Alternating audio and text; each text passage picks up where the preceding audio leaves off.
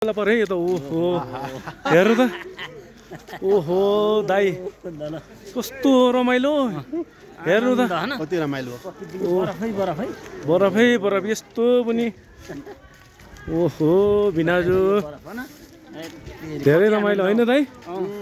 ओहो नि यो बरफले त गर्नु गरे त खोजेर भेटिन्न मौकाले हेर्नु त यस्तो जिन्दगीको पहिलो अनुभव हेर्नु त मान्छेले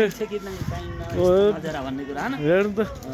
मान्छेहरू यहाँ यस्तै जम्मै मान्छेहरू बरफमा हेर त बरफ बरफ ओहो मैले त जाडो भएर यो पनि लाउनु पर्ने अवस्था भयो हिउँ परेको परेछ भिनाजु मैले चौरी गाई छ यता फेरि चौरी गाई पनि जाडो भयो कक्रक्क पऱ्यो हिउँ परेछ त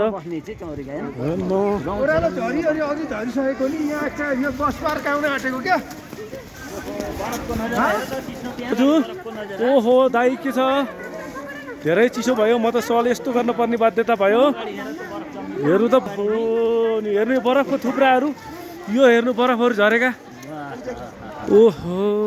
नि बरफमा ओहो मलाई त लास्टै भयो नि दाइ कति रमाइलो भिनाजु कता हुनुहुन्छ हजुर तपाईँले त मजा लिनु भएको छ भाउजू यतै के छ ओहो दिदी फेरि अलिकति जाडो लाग्यो किन हो दिदी यस्तो कुनामा तपाईँ त कक्रक्क पारेर देखिनु भयो बरफबाट जोगिनु भएको छ यो त मौकाले भेटाएको कुरा हो नि ओहो दिदी खै हजुर कता हुन्छ